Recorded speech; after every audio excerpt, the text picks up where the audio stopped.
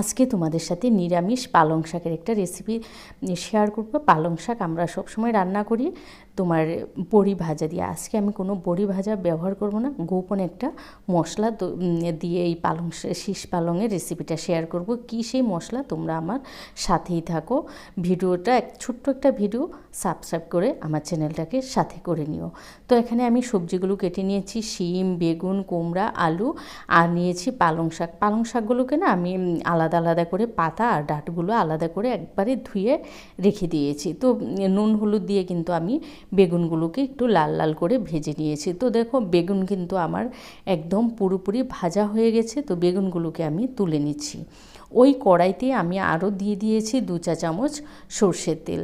তেলটা গরম হয়ে যাওয়ার পরে এখানে ফোড়নে দিয়েছি তেজপাতা, শুকনো লঙ্কা আর দিয়েছি পাঁচফোড়ন। অবশ্যই পাঁচফোড়নটা দেবে। যখন ফোড়নটা ভাজা হচ্ছে, যে সুন্দর একটা ফ্লেভার আসবে, তখন আমি প্রথমে দিয়ে দেব কেটে রাখা আলুগুলো। এখানে আমি না বড় সাইজে 2টো আলু নিয়েছি। তবে পালং শাকের সবজিটা একটু কম দেবে, কারণ পালং শাকের থেকে যেন সবজিটা বেশি না হয়ে যায়। তারপরে দিয়েছি 1 চা চামচ নুন দিয়ে আলুটাকে আমি প্রায় তোমার 50% মতো সেদ্ধ করে নিয়েছি। তারপরে শিম, বেগুন, পালং শাকের ডাঁট দিয়েছি, সামান্য একটু নুন আর হলুদ। এগুলো দিয়ে আবারও বেশ ভালো করে আমি ভেজে নিচ্ছি। সবজিগুলো যখন তোমার ভাজা হয়ে আসছে, তখন সেই মুহূর্তে আমি দিয়েছি 1 চা চামচ আদা বাটা আর কাঁচা লঙ্কা কুচি। এগুলো দিয়ে সবজিগুলোকে আমি প্রায় 60% মতো সেদ্ধ করে নেব, কারণ পালং শাকের পাতাটা দিয়ে কিন্তু আমি বেশিক্ষণ রান্না করব না। তারপরে ওই যে পালং শাকের পাতাটা আছে, সেটাকে একটু মোটা মোটা করে কেটে দিয়েছি। একদম মিহি করে কিন্তু দেবে না, একটু মোটা মোটা করে কেটে দেবে। তো দেখো সমস্ত সবজি সেদ্ধ হয়ে গেছে, পালং শাকও ভাজা হয়ে গেছে।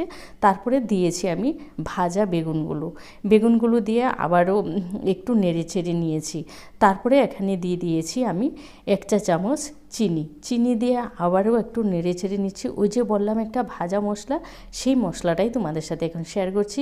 1 চামচ জিরা, তারপরে দিয়েছি 2 চা চামচ পোস্ত আর 2টো শুকনো লঙ্কা। এগুলোকে শুকনো খোলায় ভেজে ঠান্ডা করে তারপরে আমি পাউডার করে নেব। বিশ্বাস করো, এই পাউডারটা দিলে এত সুন্দর একটা অ্যারোমা বেরোয় না, তোমরা খেলেই বুঝতে পারবে। ওই যে মশলাটা আমি তৈরি করছি, সেই মশলাটাকে এখানে আমি দিয়ে দিয়েছি। দিয়ে বেশ ভালো করে মিশিয়ে তারপরে দিয়ে দিয়েছি 1 চা চামচ সর্ষের তেলটা দিতে কিন্তু একদমই ভুলবে না।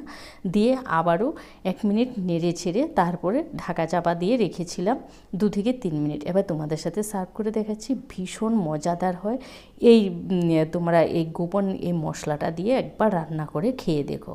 অবশ্যই একদম নতুন পদ্ধতিতে শীষ পালংয়ের এই রেসিপিটা একবার খেলেই তোমরা বুঝতে পারবে যে কতটা সুস্বাদু হয়। ভিডিওটা ভালো লাগলে লাইক, কমেন্ট, শেয়ার করতে ভুলো না। আর যারা আমার চ্যানেলে নতুন আছো, প্লিজ চ্যানেলটা সাবস্ক্রাইব করে পাশে থাকা বেল আইকনে ক্লিক করে দিও। ভালো থেকো, সুস্থ থেকো। টাটা।